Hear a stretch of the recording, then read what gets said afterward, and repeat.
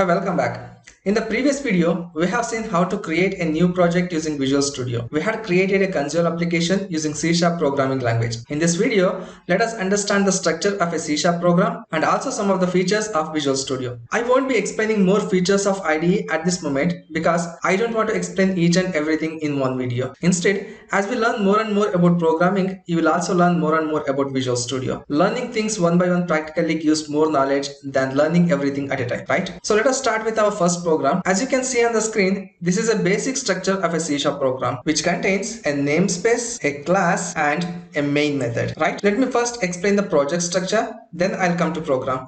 Project structure is nothing but whatever we have under Solution Explorer. This complete package we call it as a project, which includes both your project and a solution. So this solution is an executable program. Project is nothing but the place where you keep all your folders and files inside a container. So on this right side in the Solution Explorer, if I expand first program, which is nothing but our console application, it contains project properties, it contains references, a configuration file and also a program. Including all this together, starting from properties till program.cs, we call it as a project. This project structure keeps expanding as we go through learning more and more about programming and also in the project development. So now this project properties contains a file called assemblyinfo.cs where all your details about your project like project name, project version, project copyrights, project trademarks and some more high level details about the project are included. Next we have references. So these references are nothing but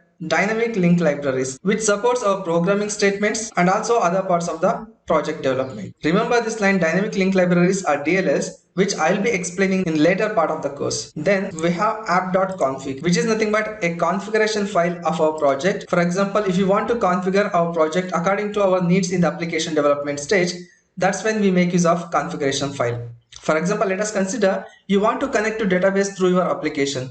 Then you have to write all the connection details in your configuration file, which help you to connect to your database.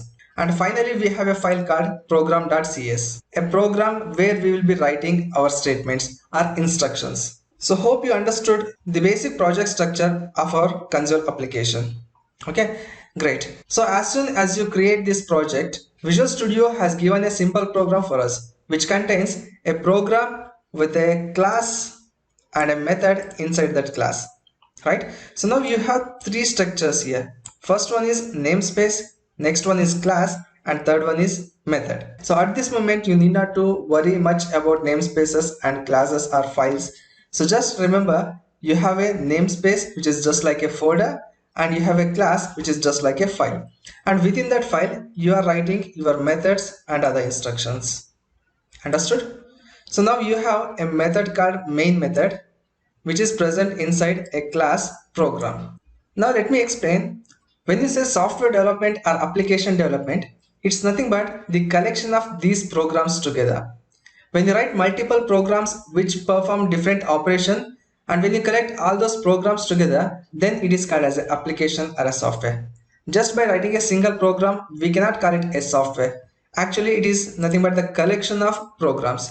And when it comes to program, in each program, you will be having multiple line of statement. For example, here we have written a method, right? So similarly, you will be having multiple lines of statement to perform different operation. So in the project, you have multiple programs and multiple lines of code in each program. Under this project first program, let me create the file by going to add a new item, and I'm giving a name for class. Let me consider it as second program .cs and click on add. So now you can see I have created the file second program. It is again present and a namespace first program, right? So now observe the difference between these two programs.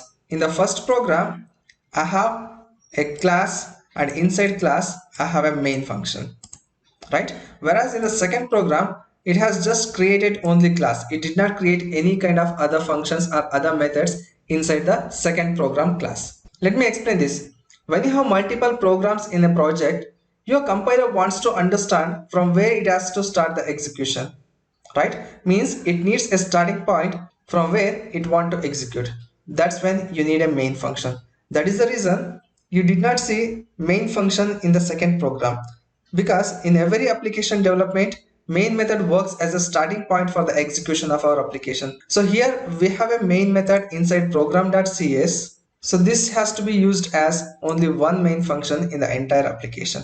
We cannot have multiple copies. This static keyword helps us to create only one copy of the method. Static keyword is used to create only one copy of any instance. It could be a variable, it could be a method, or it could be a class. So every application or a project contains only one main function from where we will continue to execute next lines of code. Let me remove this one because we don't need this. I'm going to remove this. Okay. So now we have only program.cs. Let me print some statements inside the function because I want to see the output of the program. To print any statement in C# programming, you have to make use of console.writeline, which can be written by using a shortcut of CW double tab. Then you will see console.writeline, and inside the console.writeline, I'll be writing a statement: hello programmer, welcome to programming.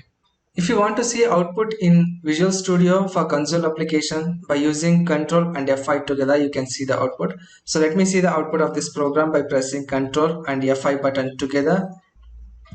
Now we can see that our project is building and it has executed, and we can see the output as hello programmer, welcome to programming. So now by pressing any key on the keyboard, it will take us back to Visual Studio. So now let me explain few more things.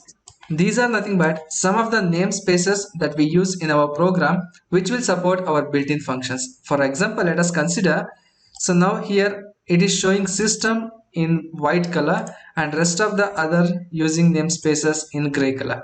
The reason behind that is these namespaces are not being used anywhere inside our program. So even if I don't use these namespaces, it does not create any problem. Okay, so now for example here console.writeline is a method which is derived from the object system. That's why we are getting system in white font. Okay, now for example, let us consider I removed this line of code. If I remove that line of code, it is showing an error for console object, right? It is because console is an object which is created from the system object.